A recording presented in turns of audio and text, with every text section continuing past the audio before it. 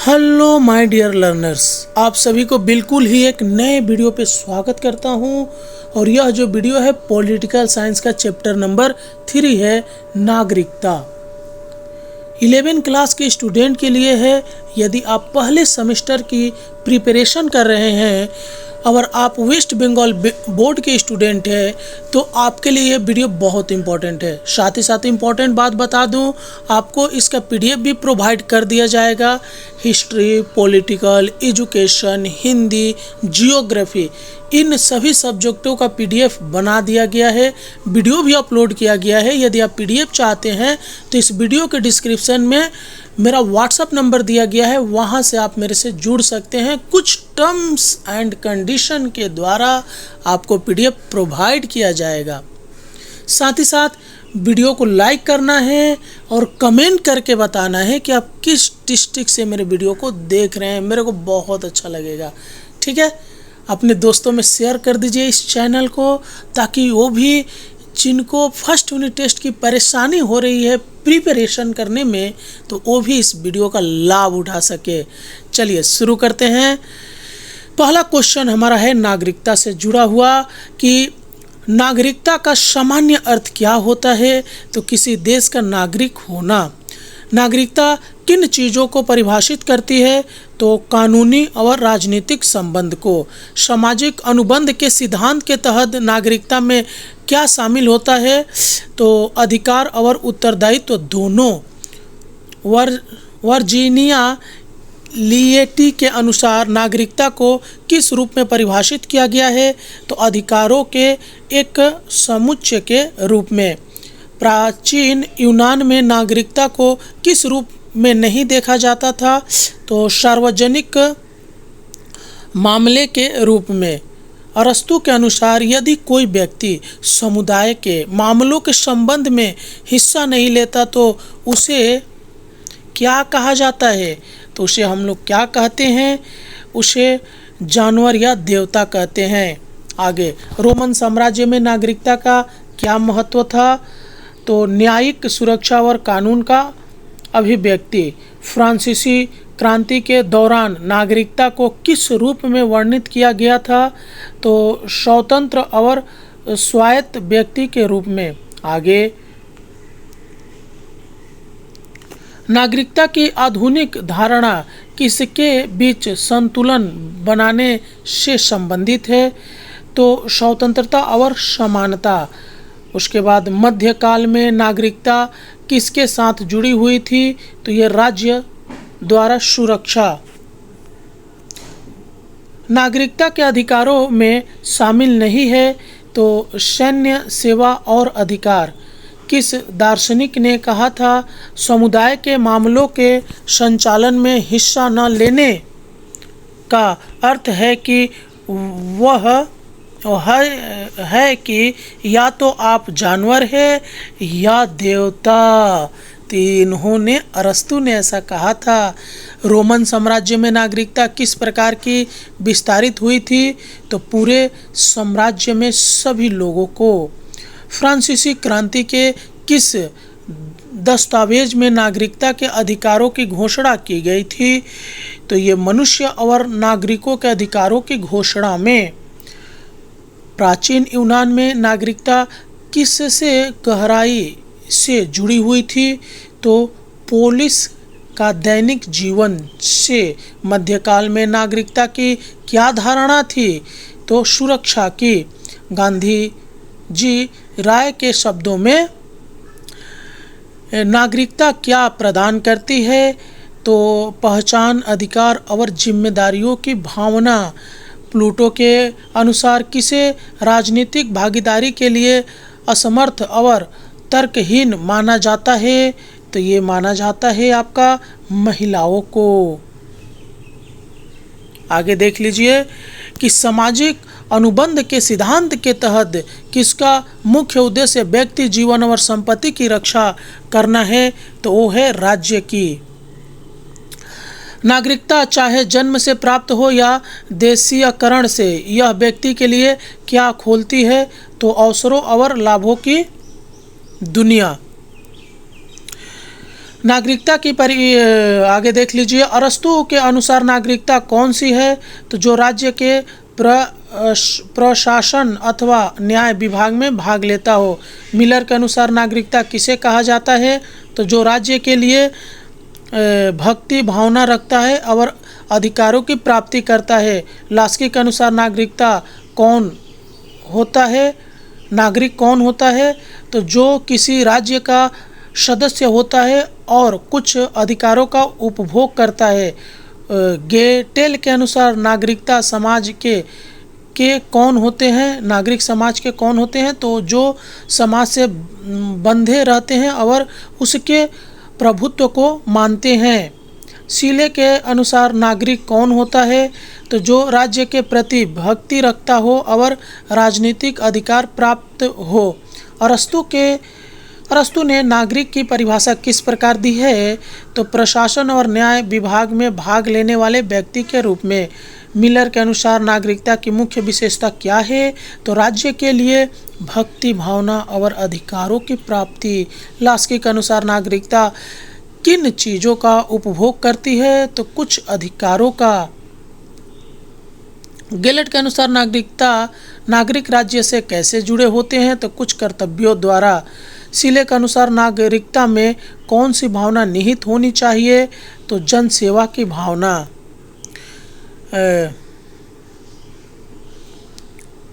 उदारवादी सिद्धांत के अनुसार नागरिकता क्या है? तो एक कानूनी स्थिति जो व्यक्ति को कुछ निश्चित अधिकार प्रदान करती है। गणतंत्रवादी सिद्धांतों के अनुसार नागरिकता किस पर आधारित होती है? तो नागरिकों की भागीदारी और नागरिक स्वशासन पर। मार्गरेट उसके बाद थैचर के नेतृत्व वाली ब्रिटिश रूढ़वादी सरकार के अनुसार मुक्तिवादी नागरिकता का मुख्य तत्व क्या था? तो बाजार के अधिकारों को अधिक महत्व देना। समुदायवादी सिद्धांत के अनुसार व्यक्ति का अस्तित्व किसके पहले नहीं है? तो समुदाय के। मार्क्सवादी सिद्धांत के संस्थापक कौन थे? तो कार्ल मार्क्स। उसके बाद देखिए यानी बहुलतावादी सिद्धांत किस बात पर जोर देता है? तो व्यक्ति और समुदाय के बीच पारस्परिक संबंध के ऊपर।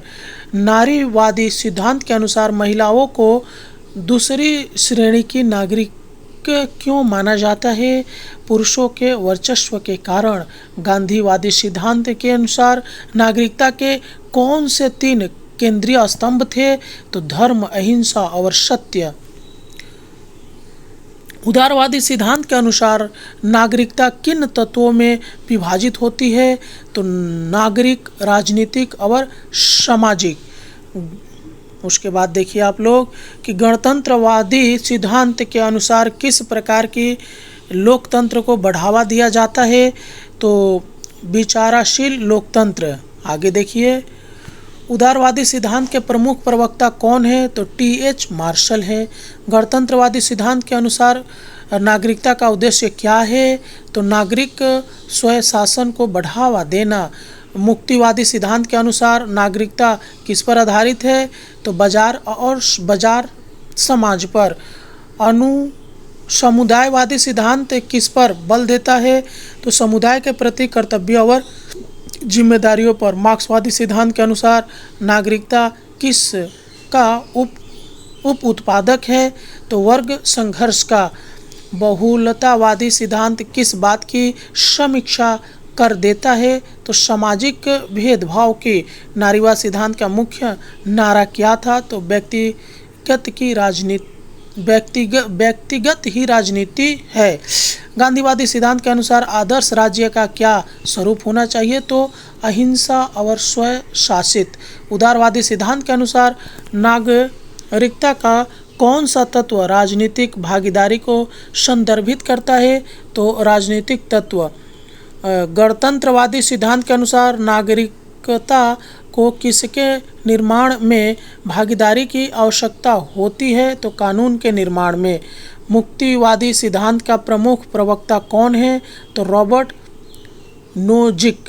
समुदायवादी सिद्धांत के अनुसार नागरिकता का मुख्य नियम क्या है? तो समुदाय के साथ स्वयं की पहचान। मार्क्सवादी सिद्धांत के अनुसार राज्य की किस प्रकार की भूमिका होनी चाहिए, तो आर्थिक रूप से कमजोर वर्गों की सहायता करना। बहुलतावादी सिद्धांत किस प्रकार के आंदोलनों को समर्थन देता है, तो सामाजिक भेदभावों के खिलाफ आंदोलन को। नारीवादी सिद्धांत के अनुसार महिलाओं के अधिकारों के कीमत पर किसका प्रभुत्व रहता है, तो पुरुषों का। गांधीवादी सिद्धांत के अनुसार स्वतंत्रता किसके लिए अभिजात्य है, तो सभी के लिए। आप देख सकते हैं ABCD। गांधीवादी सिद्धांत के अनुसार स्वतंत्रता किसके लिए अभिजात्य है, तो सभी के लिए। उदारवादी सिद्धांत के अनुसार नागरिक अधिकार व्यक्तियों को क्या प्रदान करते हैं, तो समान नैतिक मूल्य। गणतंत्रवादी सिद्धांत के अनुसार नागरिकता के निर्माण के लिए क्या आवश्यक है, तो नागरिक पहचान। मुक्तिवादी सिद्धांत के अनुसार नागरिकता क्या है, तो मुक्त विकल्प और अनुबंध का उत्पादन। समुदायवादी सिद्धांत के अनुसार नागरिकता का क्या महत्व है, तो सामूहिक अधिकारों का। मार्क्सवादी सिद्धांत के अनुसार नागरिकता की अवधारणा कब तक अस्थायी होती है, जब तक वर्ग संघर्ष समाप्त न होता। बहुलतावादी सिद्धांत के अनुसार नागरिकता का सार क्या है, तो ये हो जाएगा आपका समुदाय के जीवन में निहित। नारीवादी सिद्धांत के अनुसार महिलाओं की किसी भी देश में राजनीतिक भागीदारी का स्तंभ कैसा होता है, तो कम होता है। गांधीवादी सिद्धांत के अनुसार राज्य की शक्ति का क्या स्वरूप होना चाहिए, तो विकेंद्रीकृत। उदारवादी सिद्धांत के अनुसार किस तत्व का विकास 20वीं शताब्दी में हुआ था, तो सामाजिक अधिकार का। गणतंत्रवादी सिद्धांत के अनुसार नागरिकता किस प्रकार के लोकतंत्र को बढ़ावा देती है, तो विचारशील लोकतंत्र। मुक्तिवादी सिद्धांत के अनुसार नागरिकता का मुख्य तत्व क्या है, तो सामाजिक सेवा। उसके बाद है डेविड हेल्ड के अनुसार नागरिक क्या है, तो अधिकार का नाम। नागरिकता प्राप्त करने के लिए व्यक्ति क्या कर सकता है, तो राज्य के अधिकारों की मांग। किसी राज्य की सदस्यता हासिल करने के बाद व्यक्ति क्या प्राप्त कर सकता है, तो कानूनी अधिकार। नागरिकता की हैसियत से व्यक्ति क्या कर सकता है, तो राज्य में अस्थायी निवास। नागरिकता प्राप्त करने के बाद व्यक्ति किस प्रकार के निर्माण के अवसर की मांग कर सकता है, तो व्यक्तिगत निर्माण। नागरिकता प्राप्ति के बाद व्यक्ति को क्या मिलता है, तो अधिकार प्राप्ति और कर्तव्यों का निर्वहन। नागरिकता प्राप्त करने के बाद कर्तव्यों में कितने प्रकार होते हैं, तो 2 प्रकार। नागरिकता प्राप्ति के बाद अनिवार्य कर्तव्य का क्या मतलब होता है, तो नागरिकों के लिए अनिवार्य कर्तव्य। उसके बाद नागरिकता प्राप्ति के बाद ऐच्छिक कर्तव्य का क्या महत्व होता है, तो नागरिकों के लिए ऐच्छिक कर्तव्य। किस परिस्थिति में ऐच्छिक कर्तव्य का निर्वहन बाध्य हो सकता है, तो विशेष परिस्थिति में। राज्य द्वारा विधि के विरोध में कदम उठाने पर कौन विरोध करता है, तो नागरिक। सरकारी कार्यों के विरोध में आवाज़ उठाने का अधिकार किससे जुड़ा हुआ है, तो नागरिक से। नागरिकता के अंतर्गत नागरिकों को क्या सुनिश्चित किया जाता है, तो समान अधिकार और कर्तव्य। नागरिकता की विशेषता के अनुसार कौन सा अधिकार नागरिकों को मिलना चाहिए, तो कानूनी अधिकार। अस्थायी निवास की सुविधा किससे प्राप्त हो सकती है, तो नागरिकता से। व्यक्ति के लिए कर्तव्यों का निर्वहन का अनिवार्य होता है, तो नागरिकता प्राप्ति के बाद। उसके बाद देखिए आगे कि व्यक्ति को अपने व्यक्तिगत निर्माण के अवसर की मांग किसके संदर्भ में रखनी होती है, तो सामाजिक हित के संदर्भ में। अधिकार प्राप्ति और उसके प्रयोग की सुविधा किससे मिलती है, तो नागरिकता से।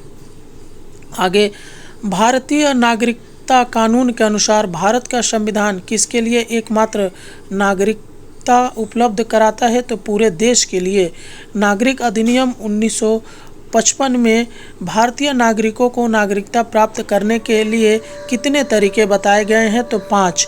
निम्नलिखित में से कौन सा नागरिकता प्राप्त करने का एक तरीका नहीं है, तो व्यापार। जन्म से नागरिकता प्राप्त करने के लिए व्यक्ति का जन्म कब से पहले हुआ होना चाहिए? तो 1 जुलाई 1887। 1 जुलाई 1887 को या उसके बाद भारत में जन्म लेने वाले व्यक्ति को जन्म से भारतीय नागरिकता माना जाएगा यदि तो उसके माता पिता में से कोई एक भारतीय नागरिक हो। अगर कोई व्यक्ति भारत में परित्यक्त पाया जाता है और उसके माता पिता का पता नहीं है तो उसे क्या माना जाएगा? तो जन्म से भारतीय नागरिक।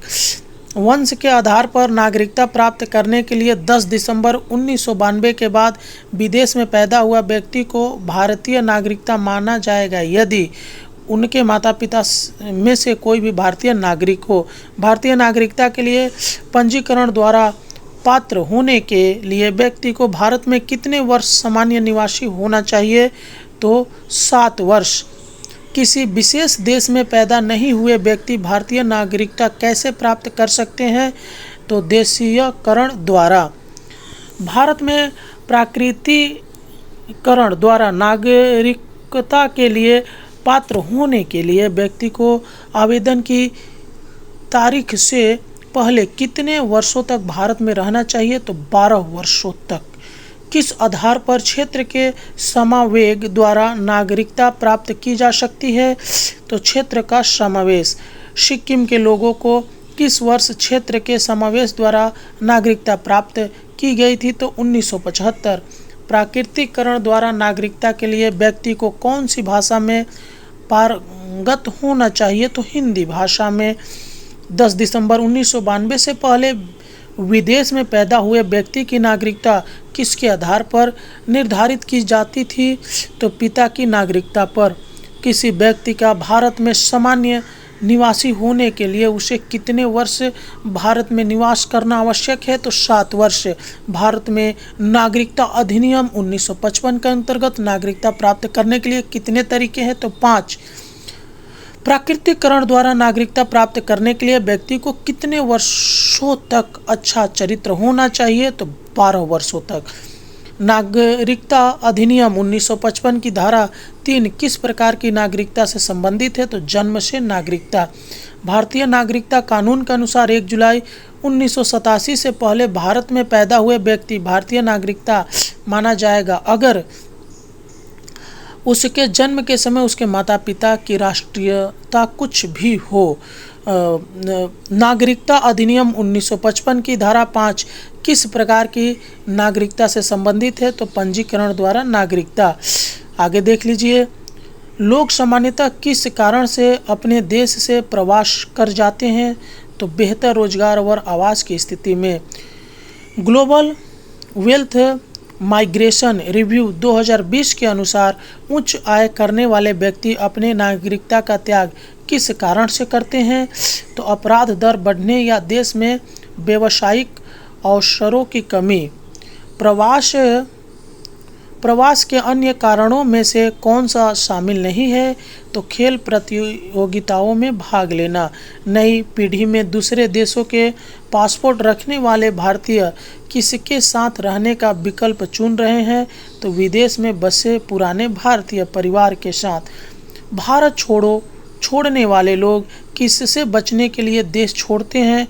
तो कानून से भागने या कथित अपराधों के लिए कानूनी कार्रवाई से डरने। आज़ादी के बाद प्रवासी समुदाय किस कारण से भारत से बाहर जा रहा है? तो नौकरियां और उच्च शिक्षा के लिए। भारत आज़ादी से पहले का प्रवासी आंदोलन किस प्रकार का था? तो जबरन और संविदा श्रम। भारत दूसरे देश की नागरिकता प्राप्त करने के लिए क्या प्रदान नहीं करता है? तो ड्यूल नागरिकता माने डबल दूसरी 2 नागरिकता। भारतीयों को दूसरे देश की नागरिकता प्राप्त करने के लिए क्या करना पड़ता है? तो अपनी भारतीय नागरिकता का त्याग करना पड़ता है। प्रवास के लिए स्वचालित विकल्प वाले देशों में कौन से कारक शामिल है? तो आसान कागजी कार्रवाई और अधिक स्वागत योग्य सामाजिक एवं जातीय वातावरण। यदि कोई भारतीय नागरिक अपनी इच्छा से भारत की नागरिकता त्याग करता है तो उसके नाबालिग बच्चों का क्या होता है? तो उन्हें भारतीय नागरिक खूनी पड़ती है। यदि नाबालिग बच्चा 18 वर्ष की आयु प्राप्त करता है तो वह क्या कर सकता है? तो अपनी भारतीय नागरिकता फिर से प्राप्त कर सकता है। भारत का संविधान किस प्रकार की नागरिकता प्रदान करता है? तो एकल नागरिकता। यदि कोई भारतीय व्यक्ति दूसरे देश की नागरिकता लेता है तो उसकी भारतीय नागरिकता क्या होती है? तो उसे अपने आप समाप्त कर दिया जाता है। भारतीय नागरिकता समाप्ति का प्रावधान कब लागू नहीं हुआ था? तो जब भारतीय युद्ध में व्यस्त हो। भारत सरकार किस स्थिति में किसी व्यक्ति की नागरिकता समाप्त कर सकता है? तो यदि व्यक्ति ने संविधान का अपमान किया हो। यदि किसी नागरिक ने धोखे से नागरिकता प्राप्त की हो तो क्या हो सकता है? तो उसकी नागरिकता समाप्त हो सकती है। भारत सरकार किसी व्यक्ति की नागरिकता किस स्थिति में समाप्त कर सकता है? तो यदि उसने युद्ध के दौरान शत्रुओं के साथ अवैध रूप से व्यापार या संचार किया हो। उसके बाद देखिए, पंजीकरण या देशीकरण के 5 साल के भीतर किस स्थिति में नागरिकता समाप्त की जा सकती है? तो यदि व्यक्ति को 2 वर्ष के कारावास की सज़ा सुनाई गई हो। किस स्थिति में नागरिकता समाप्त की जा सकती है? यदि नागरिक 7 वर्ष से लगातार भारत से बाहर रहा हो तो किसी विशेष कारण के बिना। अवैध प्रवासी किस प्रकार से भारतीय नागरिकता प्राप्त नहीं कर सकते हैं? तो प्राकृतिक तरीके से। अधिनियम की धारा 2 के 1B के अनुसार अवैध प्रवासी कौन होता है? जिसने वैध पासपोर्ट या यात्रा दस्तावेज के बिना भारत में प्रवेश किया हो।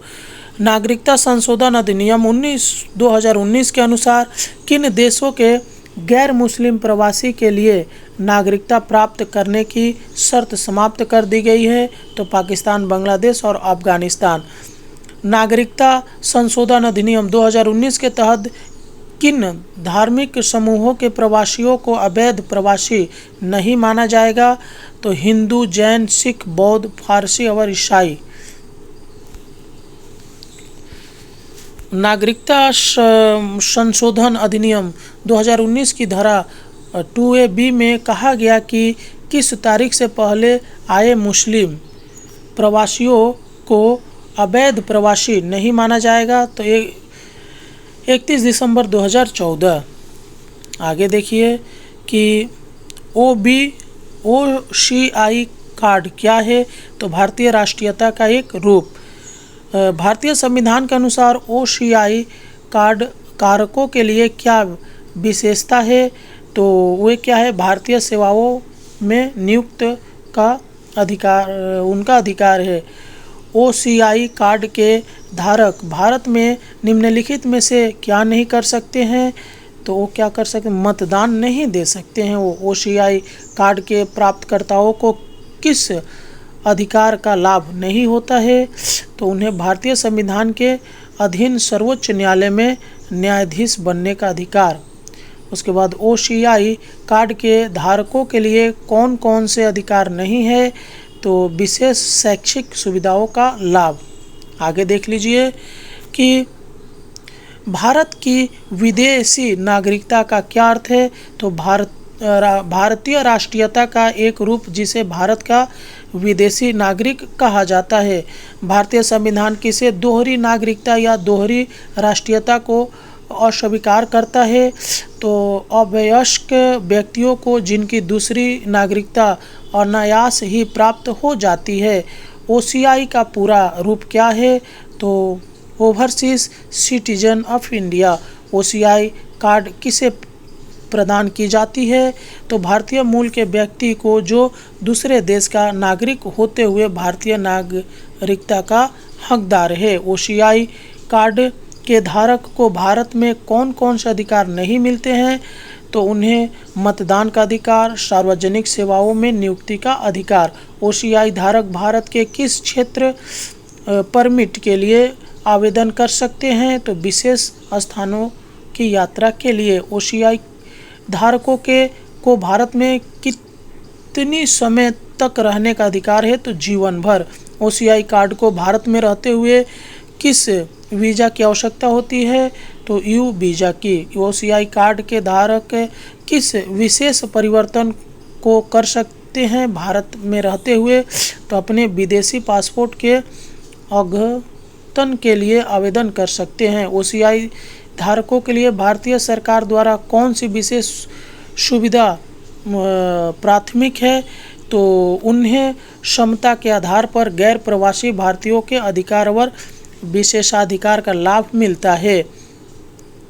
भारतीय मूल कार्ड का पूरा नाम क्या है? तो POIC यानी person of Indian origin card. किसे POIC कार्ड प्राप्त करने का पात्र माना जाता है? तो वह व्यक्ति जिसके पास वर्तमान में गैर भारतीय पासपोर्ट है और जो 3 पीढ़ी पहले भारतीय नागरिक था। किन देशों के नागरिक POIC कार्ड प्राप्त करने के पात्र नहीं है? तो पाकिस्तान, बांग्लादेश, अफगानिस्तान, चीन, ईरान, भूटान, श्रीलंका आदि। POIC कार्ड के धारक के लिए क्या सुविधाएं उपलब्ध है? तो यह कार्ड उन्हें भारत में विशेषाधिकारों का लाभ देता है, जिसे कि अधिकृत संपत्ति में निवेश करने की सुविधा होती है। POIC कार्ड की वैधता की अवधि क्या होती है? तो ये 15 साल की होती है। उसके बाद देख लीजिए PIO कार्ड का पूरा नाम क्या है? तो person of Indian origin. POI card की वैधता की अवधि 15 वर्ष होती है। POI कार्ड के धारक को कौन सी छूट प्राप्त होती है? तो ये होता है उन्हें विदेशी क्षेत्रीय पंजीकरण कार्यालय पर पंजीकरण के लिए 180 दिन से कम रहने की अवधि में छूट मिलती है। उसके बाद PIO कार्ड के धारक को किन क्षेत्रों में अनुकूलता का लाभ होता है? तो आर्थिक, वित्तीय और शैक्षिक क्षेत्र में अनिवासी भारतीयों के साथ समानता का लाभ होता है। PIO कार्ड के धारक को किन कार्यों की अनुमति नहीं है? तो राजनीतिक अधिकारों का प्रयोग अनुमति के बिना, पर्वतारोहण, शोध और मिशनरी का कार्य। आगे देख लीजिए PIO कार्ड के धारक को किस क्षेत्र में अचल संपत्ति के लिए छूट होती है?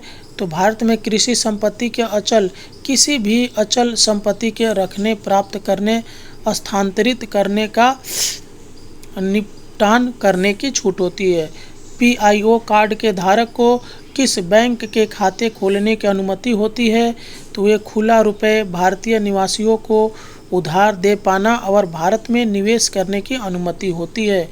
PIO कार्ड के धारक के बच्चों को किस कोटा में प्रवेश मिल सकता है? तो भारत के शिक्षा संस्थान में गैर निवासी भारतीयों के लिए सामान्य श्रेणी कोटा में प्रवेश मिल सकता है। PIO कार्ड की वैधता की अवधि कितनी होती है? तो ये तो अभी बताया। POI कार्ड के धारकों को कौन सी सेवाएं प्राप्त करने का अधिकार नहीं होता है? तो बिना अनुमति पर्वतारोहण, अभी बता दिया गया है। POI कार्ड का उपयोग किन क्षेत्रों में संक्षेप में नहीं हो सकता है? तो बिना अनुमति के राजनीतिक अधिकारों का प्रयोग। PIO कार्ड का धारक किन कार्यों को करने की अनुमति नहीं प्राप्त कर सकता है? तो अनुमति के बिना पर्वतारोहण, ये तो अभी बता दिया। POI कार्ड के धारक को कौन सी विशेषताएं होती है? तो उन्हें भारत में अनुकूलता का लाभ, विदेशी क्षेत्रों में छूट और भारत में विभिन्न सेवाओं का उपयोग करने की अनुमति होती है। POI कार्ड के धारक किस क्षेत्र में अधिकार का प्रयोग नहीं कर सकते हैं? अभी हो गया है। POI कार्ड के धारक किस अचल संपत्ति को रख सकते हैं? बताया जा चुका है।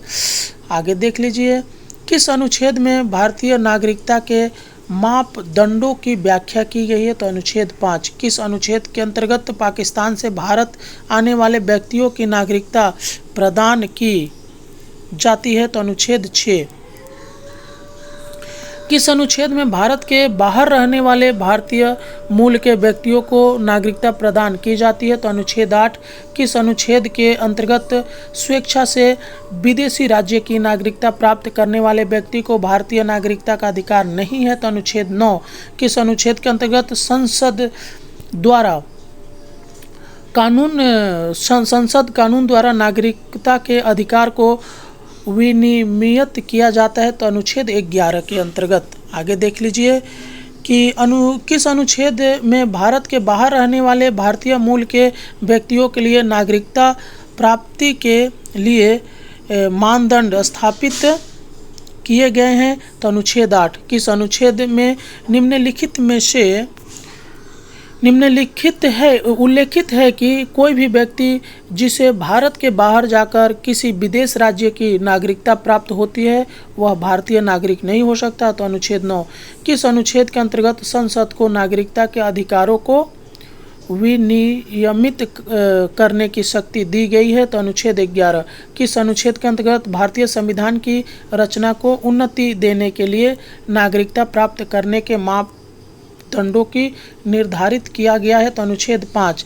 किस अनुच्छेद में व्यक्ति के माता पिता या दादा दादी में से कम एक का जन्म भारत में होना चाहिए, जैसा कि भारत सरकार अधिनियम 1935 में उल्लेख है? तो अनुच्छेद 6। किस अनुच्छेद में भारतीय संविधान में नागरिकता के अधिकारों की निरंतरता को सुनिश्चित किया गया है? तो अनुच्छेद 10 में।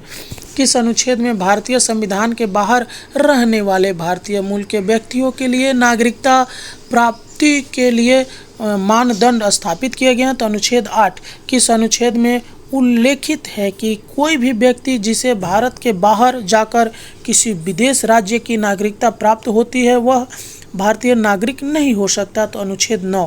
किस अनुच्छेद के अंतर्गत संसद को नागरिकों के अधिकारों को विनियमित करने की शक्ति दी गई है? तो अनुच्छेद 11। किस अनुच्छेद में भारतीय संविधान की रचना को उन्नति करने के लिए नागरिकता प्राप्त करने के मापदंडों को निर्धारित किया गया है? तो अनुच्छेद 5।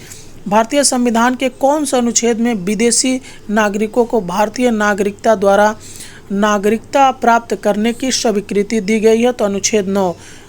किस अनुच्छेद के तहत जो व्यक्ति अन्य देश की नागरिकता प्राप्त कर लेता है उसकी भारतीय नागरिकता समाप्त हो सकती है? तो अनुच्छेद 9। भारतीय संविधान के किस अनुच्छेद में विदेशी नागरिकों के लिए नागरिकता द्वारा भारतीय नागरिकता देने के लिए पर्याप्त शर्तें और प्रक्रियाएं निर्धारित की गई है? तो अनुच्छेद 9। किस अनुच्छेद में विदेशी नागरिकों के लिए भारतीय नागरिकता प्राप्त करने के लिए व्यक्तियों को निर्दिष्ट किया गया है जो पाकिस्तानी विभाग से भारतीय क्षेत्र में वापस आए? तो अनुच्छेद 6। भारतीय संविधान के किस अनुच्छेद में नागरिकता के अधिकारों की स्वीकृति दी गई है जिसमें भारतीय मूल के व्यक्तियों को भारतीय नागरिकता प्राप्त करने का अधिकार है? तो अनुच्छेद 5। किस अनुच्छेद के तहत भारत में पैदा हुए व्यक्ति जो 26 जनवरी 1950 या उससे बाद भारतीय नागरिक हुआ है? तो अनुच्छेद 5। किस अनुच्छेद के अंतर्गत भारतीय संविधान के लिए नागरिकता की अवधारणा के तहत पाकिस्तान से भारत लौटने वाले व्यक्तियों को भारतीय नागरिकता का हक प्राप्त है? तो अनुच्छेद 6। भारतीय संविधान के किस अनुच्छेद में भारतीय नागरिकता प्राप्त करने वाले विदेशी नागरिकों को संसद के विधान द्वारा अधिनियमित किया जा सकता है? तो अनुच्छेद 11। किस अनुच्छेद के अंतर्गत भारतीय संविधान के अधीन संसद को नागरिकता के अधिकारों को विनियमित करने का अधिकार थे? तो अनुच्छेद 11। किस अनुच्छेद में जिन व्यक्तियों के माता पिता या उनके दादा दादी का जन्म अखंड भारत में हुआ था उन्हें भारतीय मूल माना जाता है? तो अनुच्छेद 7 में। आगे देख लीजिए कि भारत की नागरिकता संविधान के किस भाग द्वारा शासित होती है? तो भाग 2। नागरिकता अधिनियम 1955 में संशोधन करने वाला पहला संशोधन कौन सा था? तो नागरिकता अधिनियम 1986। भारत में नागरिकता का सिद्धांत ज़्यादातर किस पर आधारित है? तो आपका क्या है, जूस सेंगुइनिस में। 1986 के नागरिकता अधिनियम के अनुसार भारतीय नागरिकता प्राप्त करने के लिए व्यक्ति के जन्म के समय कितना भारतीय नागरिक होना चाहिए? तो माता पिता में से कोई एक का। नागरिकता अधिनियम 1992 के अनुसार भारत के बाहर पैदा हुए व्यक्ति वंश के द्वारा भारत के नागरिक हो सकते हैं यदि उनके जन्म के समय कोई भारतीय नागरिक था तो पिता। 2003 के नागरिकता अधिनियम के अंतर्गत निम्नलिखित में से कौन नागरिकता के लिए अयोग्य नहीं है? तो भारतीय मूल के व्यक्ति। नागरिकता अधिनियम 2005 के तहत विदेशी भारतीय नागरिकता किसे प्रदान की गई है? तो उसमें सभी देशों के भारतीय मूल के व्यक्तियों को, पाकिस्तान और बांग्लादेश को छोड़कर। उसके बाद ओवरसीज सिटीजन ऑफ इंडिया का दर्जा किस अधिनियम के तहत पेश किया गया था? तो नागरिक अधिनियम 2005। आगे देख लीजिए, नागरिकता अधिनियम 2019 किस प्रकार के अवैध प्रवासियों के लिए भारतीय नागरिकता का मार्ग प्रदान करता है? तो पाकिस्तान, बांग्लादेश और अफगानिस्तान से पीड़ित शिकार धार्मिक अल्पसंख्यक। नागरिकता अधिनियम 2019 संविधान के किन अनुसूची के तहत आने वाले क्षेत्रों का लागू नहीं हो सकता है? तो 8वीं सूची के अंतर्गत। तो वीडियो देखिए काफ़ी बड़ा हो जाएगा, मैं स्क्रॉल करके दिखा देता हूँ, आप लोग इसे पढ़ लीजिएगा और अपने कॉपी पे नोट डाउन कर लीजिएगा। मैं वीडियो को स्क्रॉल कर करके आप लोग को दिखा देता हूँ, आप वीडियो को पॉज करके देख सकते हैं, क्वेश्चन को उतार सकते हैं और इसको अपने कॉपी पे नोट डाउन करके लिख सकते हैं। ठीक है, तो वीडियो थोड़ा देर स्क्रॉल कर देता हूँ, नहीं तो चलिए यहीं पे समाप्त हो गया। मिलते हैं किसी और वीडियो में, तब तक के लिए जय हिंद।